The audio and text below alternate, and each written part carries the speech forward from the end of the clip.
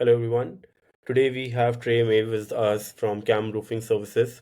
He has built reputation in building affordable, durable roofs across different cities in US. In case if you're looking for any of such services, we'll have his entire description in the bottom over here, and eventually you'll be able to reach out to him. Thank you so much, Trey, for accepting the invitation and be our guest at Grit Meets Growth. I appreciate it, man. I really do. I appreciate it. I look forward to, diving in here and talking a little bit more about roofing and, what we do. Yeah, I think we can kickstart over there itself. I mean, we would want to or love to understand your journey. Was it like, how was your education? Eventually, how did you come up with this idea that you would want to start your own service in the roofing industry specifically? Yeah, I would say, honestly, my background, business management degree. I was an athlete in college, played football.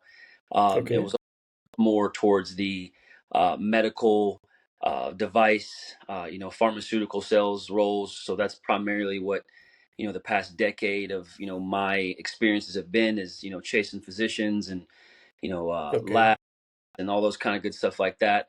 And it was just something that, I was, fighting insurances and, just fighting a battle that I really wasn't um, getting anywhere in terms of just saying, hey, like, insurance dictating Mm-hmm.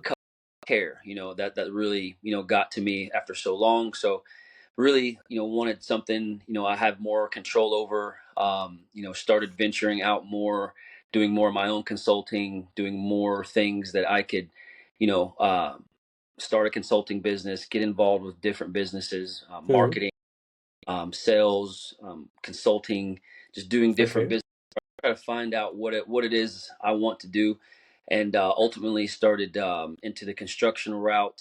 Worked with a software company in construction for project management software, and then just kind of that opened my eyes to really see, what construction is and how it really is a pillar in you know verticals. It's a huge pillar in just Mm-hmm. the and there's a lot of different lanes in there. And so from software sales, I went into um, working with Sales and KAM. marketing. Um, so that is, the owner of the business is actually Kyle Mishler. So I Mm-hmm. partnered up with him, and I was able to come in as a sales manager and really innovate, an already successful business, but bringing in tools, bringing in AI, bringing in different marketing campaigns and different ways to approach clients and just kind of innovate kind of what was going on. So it's really landed me in a position where I get to use all of my strengths. So Mm. whether it is marketing, sales, budgeting, profit and loss, all the good stuff. So all the way down to our community involvement. So we're really big in the community. Okay. Having St. Joseph's Hospital. We just do a lot of things in the community. So it's much, much, much bigger than roofing. And that's ultimately why I'm happy with the roofing contracting business and in the current Mm. position in, because I get to impact lives and provide for my family. That's great. I think out of all like 20, 30 interviews we've had, um, you have the most diverse experience. You have done so many things, and I think that's one of the things which is why you are able to do so much better right now at what you're doing, because you have experience of a lot of different things. And I think being in sales, if you are able to do a strong marketing, I think you'll be able to exponentially improve the growth of the company. And like you mentioned that CAM is one of the leading companies over there. And of course, I think your experience is just a like a cherry on the top, so that it's you are able to exponentially grow it. So that's a great thing. I appreciate Um, it. Thank you. yeah, it's in San Jose, right? Say that again. Cam is it's in San Jose. No, no, we're in Florida, Tampa, Florida. Oh, it's okay.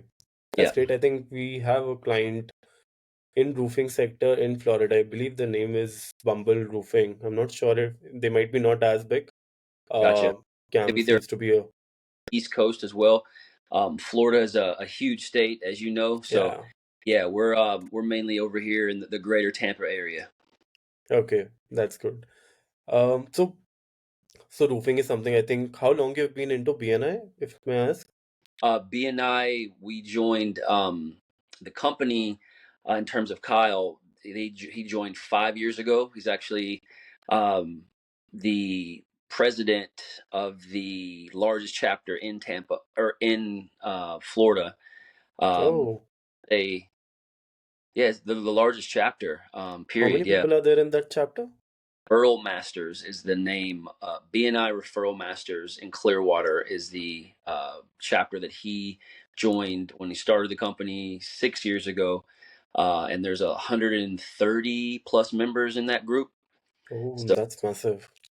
that was my intro to BNI. Was, as we were talking, talking about a partnership and all that, he brought me in to come to a BNI meeting Friday morning. 120, 130 people, in a room, just networking, pushing each other, helping each Hmm. other. Just, I was like, wow, like, wait a minute. uh, I had no Yeah. idea. Of course, like that is the ceiling of where these Hmm. BNI go.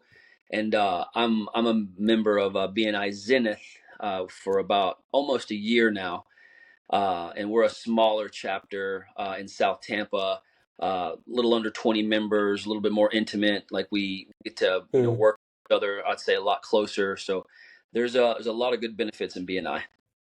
Yeah, definitely. I mean, one, at least for us, it gives us that kind of discipline that every week in the morning you have to be there for 5 hours. It's a discipline which you need to build. And especially for us, we work in UK time zone. So, for example, it's 11 in the evening right now, and we'll Mm, be working for another 2 hours. And in morning, I think at 7 we have to be there for the BNI meeting every Tuesday. yeah, So it gives yeah. you that kind of discipline. Yeah, it does, man. It gives you for sure one morning that you got to be out as early as possible. You got to be out as early as possible and get there. Have your mind right, ready to network, ready to talk, ready to Yeah. referrals, talk about things you can do, and it definitely. I like Wednesdays because it's right there in the middle of my week, so Hmm. I get to kind of get revamped in there, get refreshed in there, and finish the week strong. Yeah. And like we are in marketing business, so we talk to people usually, right? But I still believe initially we were still in a bubble. And when I went to BNI and we are a 60 people strong team. Yeah. When I saw those 60 founders or the salespeople, sales managers, I was blown away that these people are so much dedicated in what they're doing. There's Yep. a proper structure to it, and none of them is trying to mess with the structure. They're trying to be extremely professional about it. Yep. For me, it was an eye opener, and for me, it was a bubble kind of a bursting. And we were like, oh, this is something which is completely new to us. And it gives you that kind of an opportunity as well. And I believe there's no other chapter which we have found yet, which gives you that kind of opportunity which BNI is giving. Yeah, that's awesome. That's completely how I feel as well. And just being able to, connect with individuals, like-minded individuals, and then Hmm. the whole thing is giver's gain, and making sure that you're learning about other people's business and understanding what you can do for them and help them. And then it'll come back around. You don't come right in just looking for referrals. So Yeah, it's definitely a little investment, but it's a long-term play, and I definitely enjoy it. I do. yeah. So, like, I'm sure that you'll be talking to a lot of people in general about the sales part of CAM services, roofing services. What is the usual challenge which you see when you're trying to build something like this? When you know that you are the leading company, you would still want to gain more share of the market. What are the leading challenges which you face on a day-to-day basis?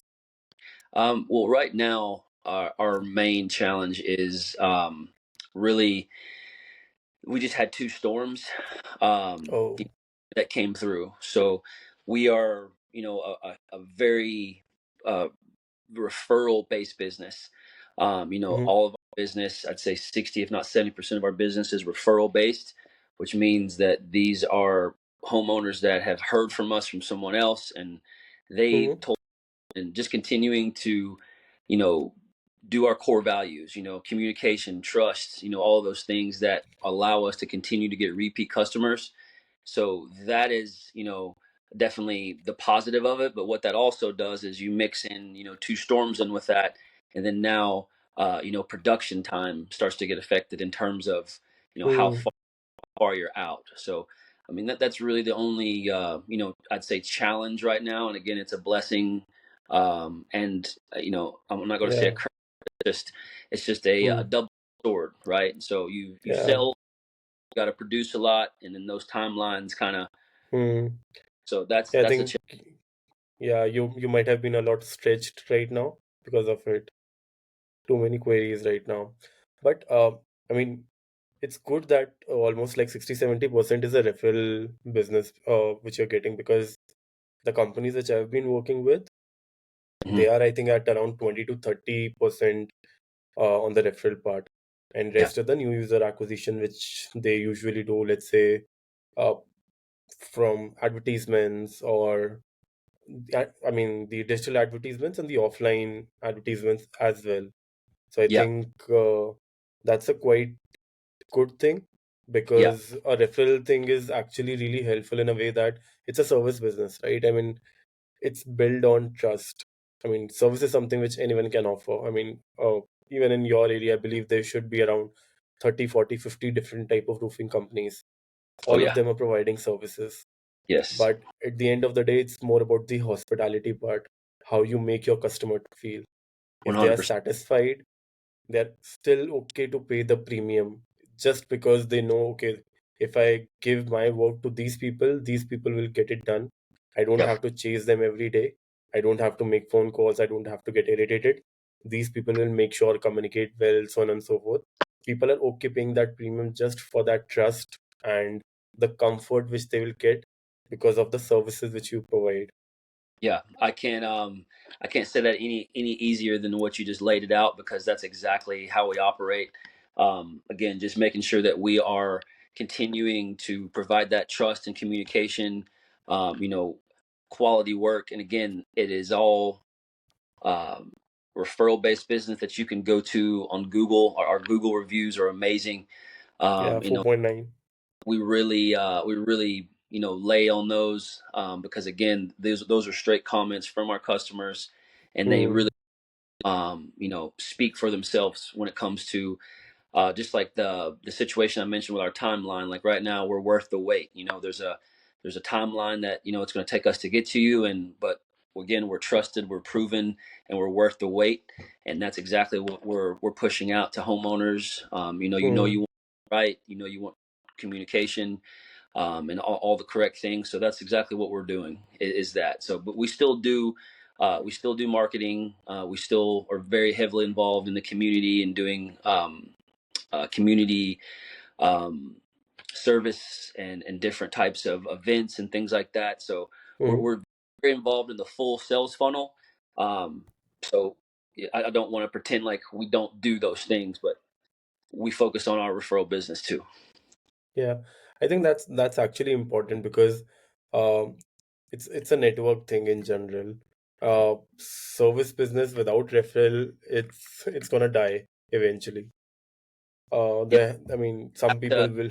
market even though you're busy. Even just because you're busy, you still have to market. I mean, that's Hmm, what we live and die by. I mean, okay, we're busy, but we still got to market. Still got to do it. Yes, yeah. sir. So, like, do you run advertisements as well? We use Google and Facebook, Instagram, all Yeah, that. because your ratings are actually quite good. When I was looking at it, I think it was 4.9 and 200 plus reviews. It's a great number, and I'm Yeah, sure that all of them are. organic as well. Like we don't pay for reviews, and we don't Hmm, do sideways. Like that's all organic, real customers. Of course, when you get 4.9, you want five, but that's you're going to and if we do have that one-off situation where we didn't handle something, we're always there to fix it and to be there. So that's why we do have 4.9. So we Hmm. to grow that, and The again, 4.9, I think people will take it. yeah, yeah, it could be. Then again, if once you 5 start is too good to be true. exactly, you see some of these contracts with 2.5 and 2 stars and stuff like that, and or they can get to you next week and things like that, and Hmm. those are just immediate red flags. Yeah, that's true. Yeah, So, like, let's say if somebody is looking to, and I think your experience is primarily from the marketing sales point of view or the growth of the company's point of view. So, sure. if somebody is looking to be a good salesperson, like he's already into sales, he wants to upskill himself, what would be, let's say, a couple of suggestions that you would want to give that, okay, these are the few things which you do. Uh, these are the lowest hanging fruits, and you'll be able to make most out of it. Yeah. And in regards to shaping yourself as a salesperson, or in terms of just getting a job, can you kind of reframe that a little bit more? So, my question is very specific to, let's say, if I am a salesperson Mhm. and I'm okay at my job, I want to be good at my job. I should be able to sell more, I should be able to market more, I should be able to grow my company more. Yeah. What are the couple of things which I should take care of, so that I'm able to effectively use my time and generate most value out of it? Yeah, that's a perfectly framed question there. First portion I would dive into. I'm huge on Audible, huge on books. Never Okay. Split Difference is one that I always kind of refer back to that. I think I have that one on my Audible as There you well. go. Never Split the Difference. Uh, Yeah. Also, the Challenger Sale. I love that one as well. It's called the Challenger Sale. Yeah, Um, see, I'm not I'm not joking this one. Hostage taking and therefore hostage there you go. negotiating There he is. has existed since the Yeah. Yeah, that's great. Good stuff. So I'm, Yeah. I'm huge on Audible. I could probably spit off a few more. I'm actually into one right now. Essentialism. Essentialism is it's Okay. an awesome book. I'm getting a whole lot out of it too. So just making sure that you're the doing the work on yourself before you Hmm. rely on your resume. You rely on your work that you've done.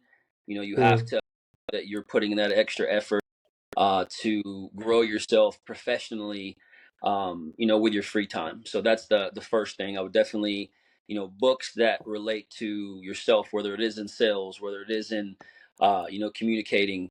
The second thing I would refer to is a very strong presence on LinkedIn. I Yeah. would I would definitely make sure that LinkedIn is such a powerful tool because again, it is your online resume, but you're Hmm. able to dive in on the courses on there. You're able to display referrals and just making sure that you're staying active in your. I've made the transition of being more active on LinkedIn than I am on Instagram. So that's Oh.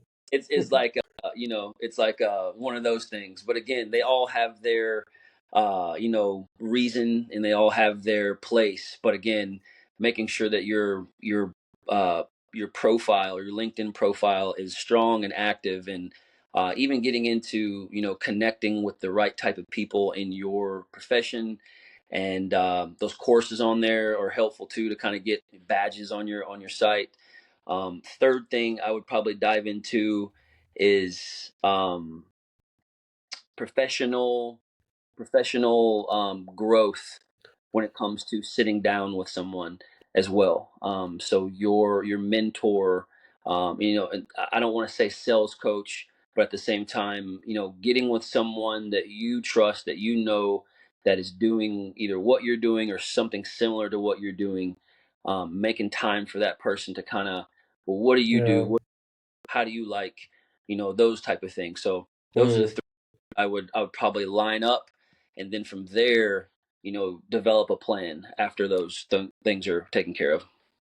Yeah, I think I mean, all three of them are equally important. I Mm. think my personal favorite would be the third one. I think that creates a lot of difference from I mean, you don't start from 0 to 1 in that case. There's always a support because of that mentor, that kind of coach guidance. You are at Yep. certain level because that person's experience is your experience. Yep. Uh, so it's a great thing. Completely agree. Again, it's just always being hungry for knowledge Hmm. and thinking that you know everything, man. I mean, again, if you're complacent in your position and you really feel like, hey, I'm good with this and I can do this the rest of my life, then hey, fine, do that. But there's most of the time there's something either in your heart or brain that's tugging at you towards a direction, and that's what you got to dive into. Absolutely, 100%. Mm. Cool. So like there's a small segment which we do in which so basically my last podcaster, the guest, they have asked a question for you. Eventually we'll be asking a question which you can ask to the next guest. So the Gotcha. question which they have asked you is, what part of your job or your business is something which you love the most? Great question. I honestly love that I get to impact my community um, in multiple different ways. Like my position that I have, I am able to. I just left my daughter's school. We're donating, a roof for charity. I'm going to Make a Wish Foundation golf tournament next or Monday. We're just doing different things in the community that is allowing me to increase our brand, but we're also helping the community. So those are the things that I love, and Hmm. out of bed in the morning, like it's not just about selling roofs. Like it's there's so much more to do, so many things to handle, budgets and events, and all the stuff. So yeah, I think that's a great answer because usually people either are, let's say, talking about uh, the networking part which they are able to do, talking to more people, either the money part. But I think what you are doing is giving back to the society, which also gives you satisfaction which I don't think money can buy or something else or networking could buy. It's a inner satisfaction which it's hard to express. yeah. But if you're able to feel it, I think it's very joyful. Yeah, yeah, I completely agree. Completely agree. Again, networking and budget planning and managing my estimators and all that kind of stuff. That's all goes into the circle. But the whole goal of it again is impacting lives and providing for my family, and that makes me happy. Yeah, that's a good one. Yep. So one question you would want us to ask the next guest.